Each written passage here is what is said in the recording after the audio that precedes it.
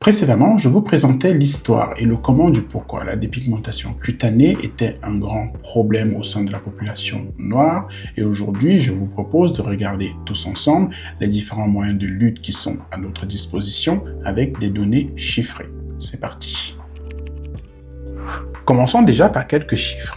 En Afrique, on estime entre 30 et 70%, et dans certains pays, ça peut aller jusqu'à 80% des femmes, principalement, qui utilisent des produits éclaircissants pour la peau. Imaginez un seul instant ce que serait la réalité, parce que ça, ce sont que des chiffres rapportés.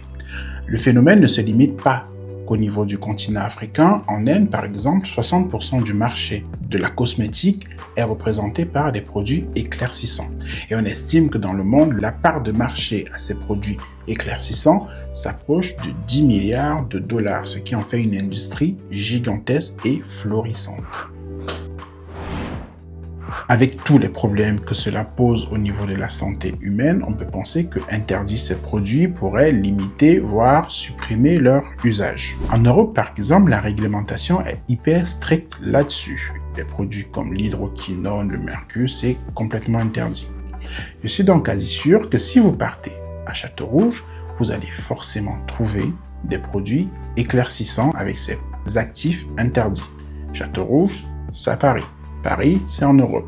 Donc, s'ils sont arrivés jusque-là, c'est bien parce que les contrôles sont poreux. Imaginez donc un seul instant, en Afrique, où les contrôles sont faibles, pour ne pas dire quasi inexistants, on estime par exemple qu'au Sénégal, la majorité des produits cosmétiques vendus, majorité 60-70%, vendus en pharmacie, donc dans un circuit légal, contiennent des produits interdits. Par conséquent, ça ne peut pas être qu'une question de loi. Il faut surtout la mettre en application et faire de la surveillance, dont les pays africains ont l'obligation de mettre les moyens de surveillance au sein même du pays et les moyens de contrôle des produits importés depuis l'extérieur. Cependant, penser que la réglementation est le seul moyen de limiter l'utilisation de ces produits, c'est se foutre le doigt dans l'œil jusqu'à l'omoplate. Si quelqu'un a envie de se dépigmenter la peau, montez, vous descendez, vous passez à gauche, vous passez à droite, la personne va se dépigmenter. On a vu dans la précédente vidéo que les gens sont prêts à utiliser de la soude, de la javel, des détergents tant que le résultat est là.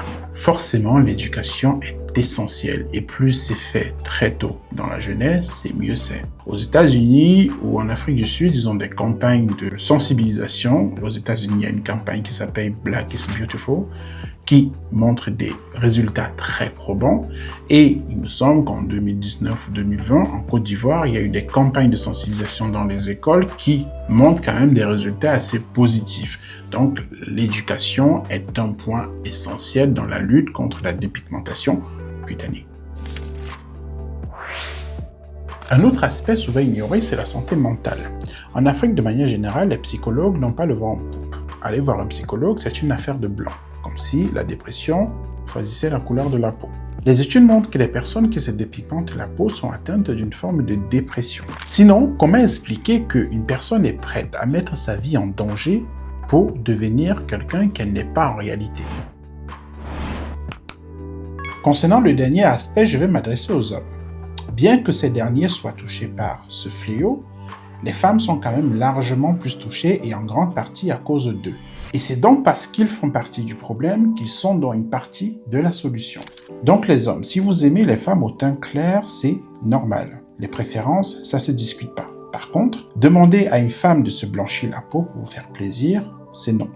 Allez chercher quelqu'un d'autre et tout le monde sera content. Alors, peut-on éradiquer la dépigmentation? On va pas se voiler la face, hein. C'est pas possible. Il y aura toujours des gens qui veulent se dépigmenter la peau et ça, on n'y peut rien. Et c'est pas pour autant qu'il faut leur en vouloir ou les marginaliser. Par contre, on peut diminuer le phénomène et limiter les dégâts. Ciao!